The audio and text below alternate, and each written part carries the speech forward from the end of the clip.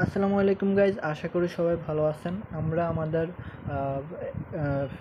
আর কি ফাইন্যান্সিয়াল স্টেটমেন্টের সবচেয়ে গুরুত্বপূর্ণ একটা ক্লাস করে ফেলছি, প্রথম ক্লাস। এর পরবর্তীতে আমরা আরেকটা ক্লাসে আমাদের যে ধাপে ধাপে যেগুলো আছে, যেমন নন অপারেটিং এক্সপেন্স অর্থাৎ নন অপারেটিং ইনকাম যেগুলো আছে এগুলো আমরা শিখছিলাম। কিন্তু এখন আজকে আমরা ম্যাথ করব, যে ম্যাথগুলো কীভাবে হবে সেগুলো কীভাবে করা লাগবে আর কি। সো আমরা দেখি আজকে একটা ম্যাথ দেখি কীভাবে হয়েছে। আমরা যারা ফার্স্ট ক্লাস করছি, লাইভ ক্লাসে করাইছিলাম, সেখানে আমি ফুল বেসিকটা শিখাইছি। এরপরে হলো বেসিক আরেকটা ক্লাস নিয়েছি বেসিকের, সেখানে শুধু কোন কোন উপাদানগুলো কোনটার আন্ডারে যাবে সেগুলো দেখাইছি আর কি। সো আজকে আমরা একটা ম্যাথ নিয়ে আসছি, দেখি সেটা কীভাবে হয়েছে। এখানে বলা হয়েছে the following balance were taken from the books of Nilanjana enterprise at December 31, 2009। এখানে আমাদের বলা হয়েছে 2009 সালের 31 ডিসেম্বর নীলাঞ্জনা এন্টারপ্রাইজের ব্যালেন্স দেওয়া আছে আর কি। এখানে ব্যালেন্স এগুলো আমাদের দেওয়া আছে। এরপরে এডিশনাল ইনফরমেশনে দেওয়া আছে অ্যাক্রুয়েড সার্ভিস রেভিনিউ, এরপরে আনআর্নেড সার্ভিস রেভিনিউ ব্যালেন্স এত টাকা, এরপরে অ্যাক্রুয়েড স্যালারিজ এত টাকা, সাপ্লাইজ ইউজেস এত টাকা, এরপরে আনএক্সপায়ার্ড অর্থাৎ আনএক্সপায়ার্ড যেগুলো এক্সপায়ার্ড হয় না আর কি, আনএক্সপায়ার্ড প্রিপেয়ার্ড ইন্স্যুরেন্স, এরপরে হলো ডেপ্রিসিয়েশন এক্সপেন্স হলো 900 টাকা এরকম। এখন আমাদের কি বের করতে বলছে prepare income statement and balance sheet, অর্থাৎ ইনকাম স্টেটমেন্ট আয় বিবরণী এবং আর্থিক অবস্থার বিবরণী এখান থেকে আমাদের বের করতে বলছে।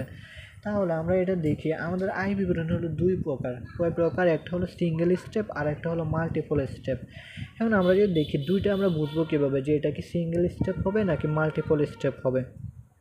সো আমরা যদি দেখি এখানে ক্যাশ আছে 5000, অ্যাকাউন্টস রিসিভেবল আছে, এটা আমাদের চলতি সম্পদ, এটাও চলতি সম্পদ, প্রিপেড ইন্স্যুরেন্স আছে, এটাও চলতি সম্পদ, সাপ্লাইজ আছে, এটাও চলতি সম্পদ, ইকুইপমেন্ট আছে, এটা স্থায়ী সম্পদ, ড্রয়িংস আছে, এটা উত্তোলন মালিকানা সত্ত্বর, এরপরে আছে স্যালারিজ এক্সপেন্স আছে, এটা হলো আমাদের ব্যয়, এরপরে হলো আমাদের অ্যাডভার্টাইজিং এক্সপেন্স, এটাও ব্যয়, ইউটিলিটিজ এক্সপেন্স, এটাও ব্যয়, এরপরে অ্যাকুমুলেটেড ডেপ্রিসিয়েশন, এটা হলো আমাদের বিপরীত মালিকানা সত্ত্ব, বা এটাকে আমরা বিপরীত মালিকানা সত্ত্ব না, বিপরীত সম্পদ, যেটা সম্পদকে কমিয়ে দেয় সেটা হলো বিপরীত সম্পদ। সো এটা হলো আমাদের বিপরীত সম্পদ আর কি, অ্যাকুমুলেটেড ডেপ্রিসিয়েশন। এরপরে হলো অ্যাকাউন্টস পেয়েবল, এটা হলো দায়, চলতি দায়। এরপরে আনআর্নেড সার্ভিস রেভিনিউ, এটাও চলতি দায়। এরপরে ক্যাপিটাল, এটা হলো মালিকানা সত্ত্ব। এরপরে সার্ভিস রেভিনিউ 8500 টাকা, এটা হলো আমাদের জন্য আয়। এখন আসে আমাদের বলছে যে ইনকাম স্টেটমেন্ট তৈরি করতে, রাইট? তাহলে ইনকাম স্টেটমেন্টটা এখন আমাদের সিঙ্গেল হবে নাকি ডাবল হবে? এখানে আমাদের একটা জিনিস যদি আমরা খেয়াল করি, এখানে কি ক্রয় বিক্রয় আছে কোনো উপাদান? ক্রয় অথবা বিক্রয় অর্থাৎ পারচেজ অর সেলস এরকম কোনো উপাদান কি এখানে আছে? নাই। তার মানে আমাদেরকে বুঝে নিতে হবে এটা single step income statement, not multiple. কি single step income statement, not multiple step statement. তাহলে আমাদের এখন এটা সিঙ্গেল স্টেপে করা লাগবে এই ম্যাথটা। তাহলে আয় সিঙ্গেল স্টেপ আমরা সূত্রতে কী শিখছি, ওই যে বেসিক ক্লাসে আয় থেকে ব্যয়গুলো বাদ দেবো। তো এখানে আয় কোনগুলো আছে, ব্যয় কোনগুলো আছে। আমরা যদি দেখি সার্ভিস রেভিনিউ আছে, এটা হলো আমাদের আয়। এরপর আমরা যদি দেখি এরপরে সার্ভিস রেভিনিউ, এখানে আছে অ্যাক্রুয়েড সার্ভিস রেভিনিউ আছে, বকেয়া।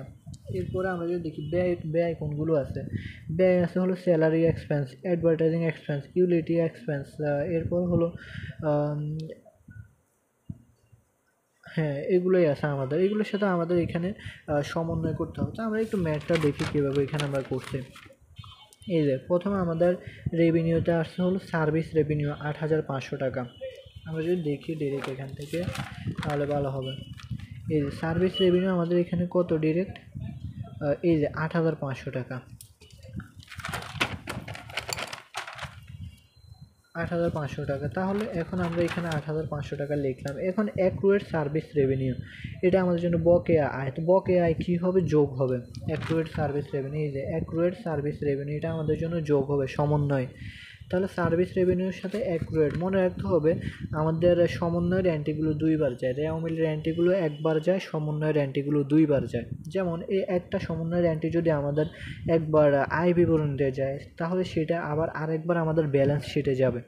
তখন এই যে অ্যাক্রুয়েড সার্ভিস রেভিনিউ, বকেয়া আয়, এটা আমাদের ব্যালেন্স শিটে চলে যাবে তখন, এটা আর কি এরকম। সো এখন আমরা যদি দেখি এরপরে কী দিয়েছে, প্লাস আনআর্নেড সার্ভিস রেভিনিউ, অনুপার্জিত আয় এখানে আমরা যোগ করে দেব। এই যে প্লাস আনআর্নেড সার্ভিস রেভিনিউ ব্যালেন্স টাকা ৩,২০০ টাকা। তো এটাও আমাদের সার্ভিস রেভিনিউর সাথে যোগ হবে আর কি। তাহলে সার্ভিস রেভিনিউ যোগ এরপরে অ্যাক্রুয়েড সার্ভিস রেভিনিউ, এরপর হলো যোগ আনআর্নেড সার্ভিস রেভিনিউ আর্নেড।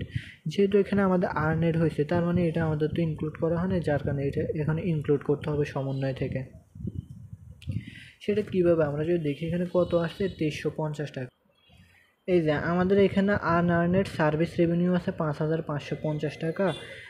এখান থেকে আবার কি হয়েছে, আনআর্নেড সার্ভিস রেভিনিউ ব্যালেন্স এত টাকা, তার মানে এখন এত টাকা আছে, তার মানে আমাদের আয় হয়েছে কত টাকা, 2350 টাকা। আমরা যদি 5,550 থেকে 3,200 টাকা বাদ দিই তাহলে আমাদের আয় হয়েছে, তাহলে কত টাকা দেখা যায়, 2350 টাকা আয় হয়েছে।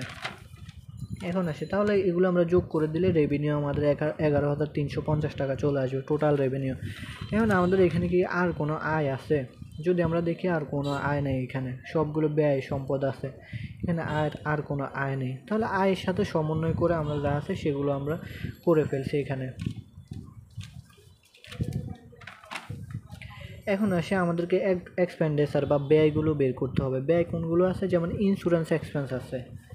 আমরা যদি এখানে দেখি ইন্স্যুরেন্স এক্সপেন্স কীভাবে বের করছে, প্রিপেড ইন্স্যুরেন্স দেওয়া আছে হলো 1200 টাকা। এরপরে এখানে বলা হয়েছে আনএক্সপায়ার্ড প্রিপেড ইন্স্যুরেন্স হলো 650 টাকা। তার মানে এখানে আমরা বলতে পারি যেটা আর কি মানে হয় নাই, এটা হাতে আছে আর কি, মানে আনএক্সপায়ার্ড, এখনও এক্সপায়ার্ড হয়নি, হাতে আছে এখনও সম্পদ, তার মানে এটা।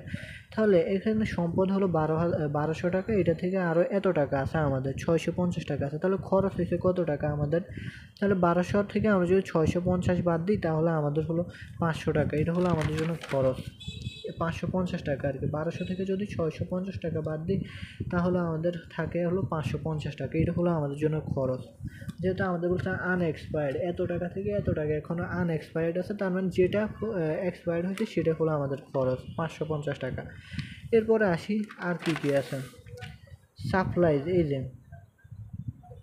সাপ্লাইজ এক্সপেন্স আছে এখানে আমাদের। এই যে সাপ্লাইজ ইউজড কত, 120 টাকা। এই যে সাপ্লাইজ এক্সপেন্স কত, 120 টাকা, এটা আমার জন্য খরচ। এরপরে স্যালারিজ এক্সপেন্স 4,500 টাকা। স্যালারিজ এক্সপেন্স এর সাথে যোগ হবে কি অ্যাক্রুয়েড স্যালারিজ কত আছে, 170 টাকা। আমরা জানি যে বকেয়া কী হয়, যোগ হয়। তাহলে স্যালারিজ আমাদের এখানে কত আছে, স্যালারিজ এক্সপেন্স আছে এখানে, এখানে এই যে স্যালারিজ এক্সপেন্স আছে 1000 টাকা, এটার সাথে আমাদের যোগ হবে হলো অ্যাক্রুয়েড স্যালারিজ 170 টাকা। তাহলে স্যালারিজ এক্সপেন্স এখানে কি, স্যালারিজ এক্সপেন্স 4,500 টাকা, স্যালারি 4,500 টাকা এখানে